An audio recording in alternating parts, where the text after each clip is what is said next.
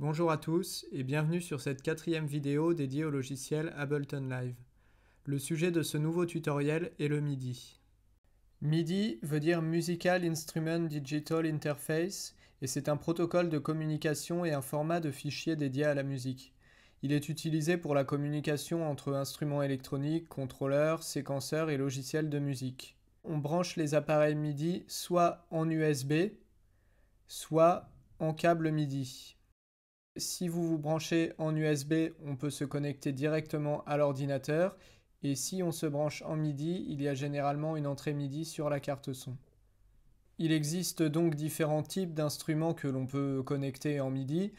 Le plus souvent, on utilise un clavier MIDI. Donc il s'agit en fait d'un clavier avec des touches de piano à peu près normales, qui peuvent parfois avoir un toucher léger ou un toucher lourd, un peu comme un piano électrique ou un synthétiseur, mais que l'on brancherait cette fois directement sur l'ordinateur, et tous les sons que l'on utiliserait seraient des logiciels. On peut également utiliser des contrôleurs, comme je le disais un peu plus tôt, et ces contrôleurs vont permettre de faire varier différents paramètres sur les effets, et parfois de déclencher des boucles s'il s'agit par exemple d'un pad. L'avantage du MIDI est que toutes les touches de l'instrument ou les boutons du contrôleur sont directement identifiés par l'ordinateur et peuvent chacun être assignés à une tâche différente.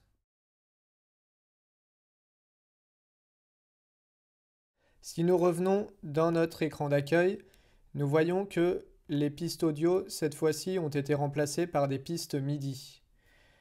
L'avantage des pistes MIDI est que nous enregistrons directement des informations dessus. Comme vous pouvez le voir, elles sont assez semblables aux pistes audio, sauf que cette fois-ci, ce ne sont pas des fichiers audio qui s'enregistrent, mais bien des informations que vous pourrez ensuite modifier à votre guise. Ce qui est l'un des gros avantages, puisqu'il vous laisse beaucoup plus de marge de manœuvre, alors que une fois qu'un fichier audio est couché, vous aurez beaucoup moins de possibilités pour agir dessus et le modifier. Dans le MIDI, tout est paramétrable, aussi bien le son que les notes, que la durée des notes, les rythmes, etc. Pour créer une piste MIDI, le raccourci est Shift commande T. Ou vous pouvez également aller dans Créer, insérer piste MIDI. Si l'on regarde d'un peu plus près ces pistes MIDI, on voit donc de la même manière que pour les pistes audio, il y a des clips dessus. Elles sont assez semblables. Vous avez ici le IN. En l'occurrence, j'ai branché mon clavier MIDI sur ma carte son. Je peux la retrouver ici, ainsi que d'autres sources. Mais comme vous le voyez, le plus simple est de laisser All Ins, ce qui permettra d'avoir tous les appareils connectés à l'ordinateur. Ensuite, All Channel, donc je choisis tous les canaux, c'est aussi plus simple comme cela. Ensuite, je suis déjà sur Auto, donc cela me permettra d'entendre ce que je suis en train de jouer. Et comme vous le voyez là, MIDI to No Output, c'est parce que pour l'instant, nous n'avons pas d'instrument. Mais une fois qu'un instrument est branché sur la piste, elle s'en ira directement vers le master comme toutes les autres pistes. Et vous voyez encore une fois le petit bouton Record qui permettra d'enclencher le record de ma piste lorsque je voudrais enregistrer ou écouter ce que je suis en train de jouer. Maintenant que nous avons présenté ce qu'était une piste MIDI, nous allons pouvoir regarder d'un peu plus près les instruments virtuels. Comme nous le savons, le MIDI n'est qu'une information. Il lui faudra donc déclencher ensuite des sons dans l'ordinateur. Et c'est là qu'est toute la différence avec l'audio, c'est que le son provient cette fois de l'ordinateur et non de l'instrument qui est connecté à cet ordinateur. C'est aussi pour ça que les informations sont paramétrables. Donc pour cela, il suffit de se rendre dans le menu de gauche, que nous avions déjà vu précédemment, et dans Instruments. Je précise d'ailleurs qu'à chaque fois dans ces tutoriels, nous utilisons que des plugins qui proviennent de la suite Live et donc que vous n'aurez aucun mal à trouver et que vous aurez aussi si vous avez installé le logiciel. Dans Instruments, vous voyez que le menu est assez fourni. Nous nous arrêterons seulement sur Instrument Track. C'est en gros ce qui correspond aux instruments plutôt traditionnels. Donc lorsque j'ouvre Instrument Track, j'ai à nouveau tout un déroulé avec différents sons d'instruments. Si je choisis par exemple ma première piste MIDI et que je veux lui activer un son, je peux déjà activer le record et ensuite chercher dans tous les sons qui se trouvent ici. Par exemple, si je veux plutôt dans les pianos, je vais dans le menu piano et ensuite j'aurai plusieurs sons de piano qui apparaîtront. Comme vous l'entendez, à chaque fois que j'en sélectionne un, il me joue une note, ce qui est assez pratique puisque je pourrai déjà voir la couleur de l'instrument. Pour le sélectionner, je n'aurai pas à chaque fois à aller le chercher et à en jouer un peu pour savoir de quoi il s'agit exactement. Je peux donc faire défiler les différents instruments et chercher un son qui me correspond. Donc comme vous entendez, généralement ce sont des sons plutôt électroniques, mais vous avez aussi des simulations d'instruments traditionnels, comme par exemple le piano. Vous avez également des instruments à vent, des basses, des cuivres, des guitares, etc. Vous verrez que la liste est très complète. Voilà déjà pour les différents instruments virtuels du logiciel. Je vais donc maintenant enregistrer mes instruments. Comme nous avons vu la dernière fois, j'aurai quelques réglages à faire afin de pouvoir enregistrer dans les meilleures conditions. Par exemple, je peux déjà activer un décompte. Donc je retourne dans les préférences avec le raccourci commande virgule. Je vais ensuite dans Record, troisième ligne décompte. Là, elle est sur None. Je veux une mesure afin déjà de me repérer et de partir directement quand l'enregistrement commence. Ensuite, je peux activer le métronome et je peux rester pour l'instant en 4/4. Je vais pour l'instant changer de tempo et faire un morceau plutôt lent cette fois-ci. Donc je vais me mettre à 60. Ma session est maintenant prête. Il ne me reste plus qu'à sélectionner un instrument parmi tout cela et à l'enregistrer sur ma première piste MIDI. Comme vous le verrez, je n'ai pas forcément besoin de renommer une piste MIDI puisque lorsque je sélectionne un instrument, la piste prend le nom de cet instrument. Je peux par exemple commencer par prendre un piano.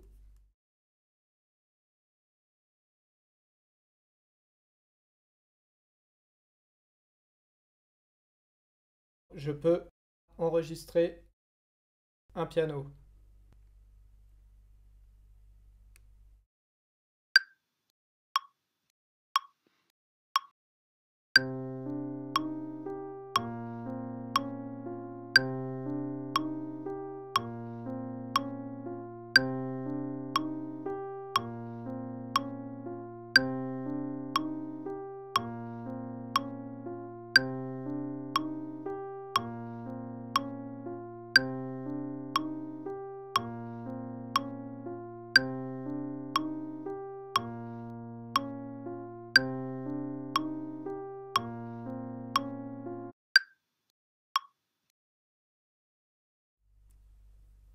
J'ai déjà pu enregistrer un premier instrument.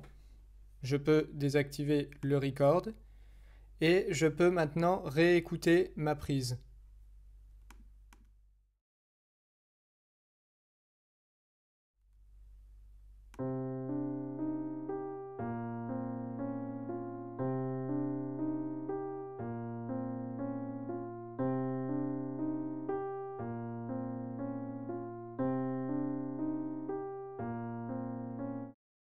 Nous allons pouvoir maintenant voir un nouvel élément concernant le MIDI. Lorsque j'ai enregistré ma prise, si je ne suis pas satisfait de mon enregistrement, je ne suis pas forcé de tout recommencer, mais je peux maintenant entrer directement dans mon information MIDI afin de la modifier. Donc pour cela, il me suffit de double-cliquer sur le clip Grand Piano que je viens d'enregistrer.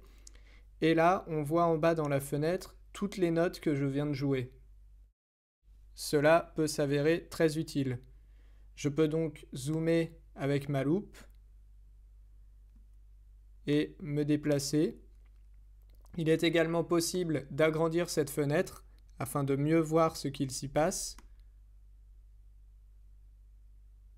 ainsi que celle-ci.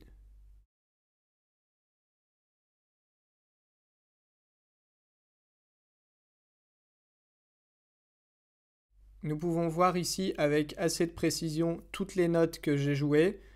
J'ai même le nom de la note qui apparaît. Et comme vous le voyez sur les côtés, j'ai des grilles. Ces grilles correspondent ici à des demi-temps, c'est-à-dire à des croches. Comme j'ai joué en croche, ce sera très simple de pouvoir me recaler.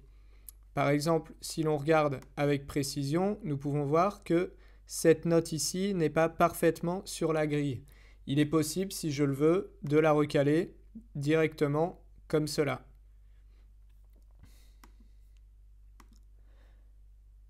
Ça, c'est si je veux tout recaler à la main, ce qui peut prendre un certain temps. Par contre, l'avantage de tout recaler à la main est que je ne suis pas forcé de tout remettre au gris exactement. Si je veux caler mes notes sur la grille, il est possible par contre d'utiliser d'autres paramètres. Comme je le disais, il est possible de modifier la hauteur des notes ou de modifier le rythme. Lorsque je fais commande A, je vais sélectionner toutes les notes que je viens d'enregistrer. Et si je fais ensuite clic droit, j'accéderai à un petit menu. Quantifier, ce que l'on appelle la quantification, c'est justement le replacement automatique de toutes les notes sur la grille, c'est-à-dire de tout recaler parfaitement en rythme. Il est possible d'accéder aux réglages de quantification ensuite pour, par exemple, choisir si on quantifie à la croche, à la double croche, à la triple croche, en ternaire, en binaire, etc. Rigueur également, 100%, cela voudra dire qu'ils seront calés parfaitement au grid. Plus je baisse la rigueur, moins précise elle sera et justement peut-être plus de flottement et d'humain, disons, nous pourrons retrouver. Ceci pour la quantification. Le raccourci pour quantifier directement est commande U. Là, mes notes sont recalées directement. Dessus, on a vu bouger un petit peu. Si je veux également recaler les notes, il est possible de les prendre et de les monter. Là, j'ai monté tout mon morceau d'un demi-ton. C'est ainsi que l'on peut transposer ce que l'on vient de faire. Si je veux revenir en arrière, j'utilise le raccourci commande Z et je reviendrai sur la tonalité d'origine. Le MIDI a un côté très utile puisqu'il permet d'avoir un contrôle total sur l'enregistrement et de parfois gagner un peu de temps en éditant plutôt que de faire 4 ou 5 fois la même prise. Vous pouvez également modifier le son sur l'instrument lui-même. Nous verrons ces différents paramètres lorsque nous aborderons les effets audio. Pour l'instant, nous pouvons déjà rester sur les presets de base avec lesquels il est possible déjà de composer assez facilement. Je peux choisir un nouvel instrument afin d'ajouter une couche dans ma composition. Donc je peux réactiver le métronome et activer ma piste numéro 2. Je vais maintenant à nouveau dans le menu. Nous venons d'enregistrer un piano, pourquoi pas cette fois-ci utiliser des cordes. Je peux donc aller dans Strings et là j'ai plusieurs sons de cordes qui apparaissent.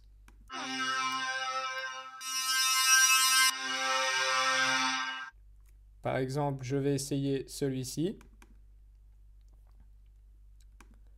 Mes cordes sont prêtes. Je peux baisser la piste afin de mettre plutôt cela en fond, derrière le piano, et lancer un second enregistrement.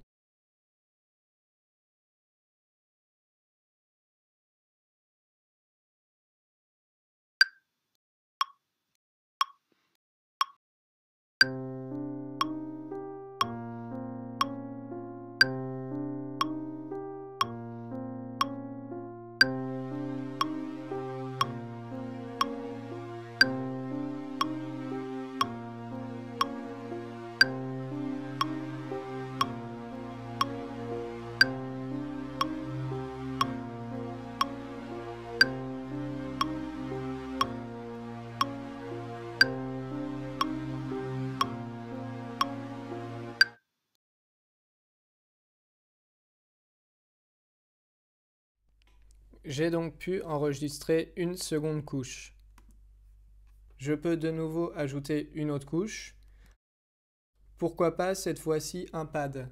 Ce que l'on appelle un pad, ça peut également être vu comme une nappe et c'est généralement un son continu comme soit un accord, soit une note tenue qui servira plus d'ambiance et qui amènera une certaine couleur au morceau.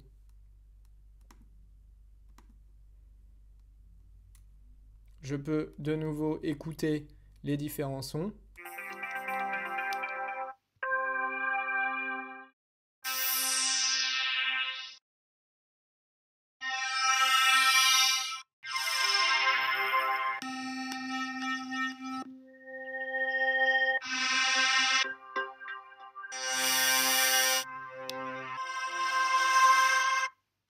Je peux par exemple essayer ce son-là.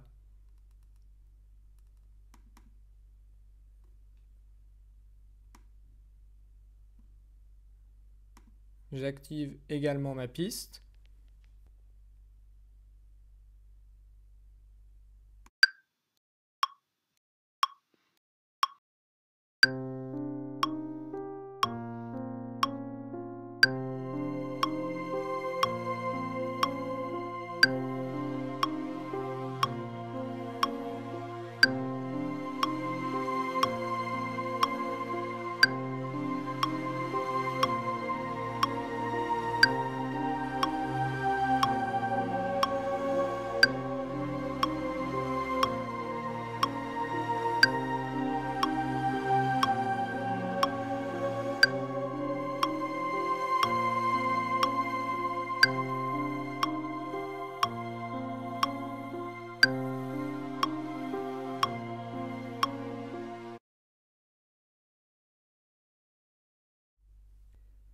Il m'est possible maintenant d'écouter le morceau que je viens d'enregistrer.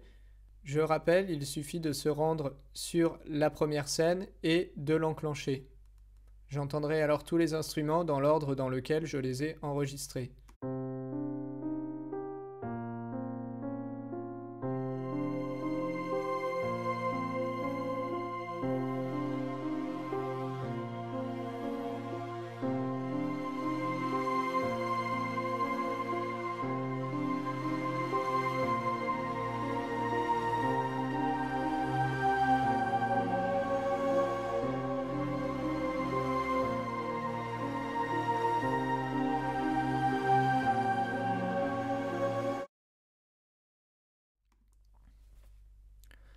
Voilà, nous pouvons déjà avoir une première ambiance sonore et comme vous pouvez le voir, je n'ai utilisé que 3 instruments parmi toutes les possibilités de live, aussi bien sur le plan des ambiances sonores que des types d'instruments différents.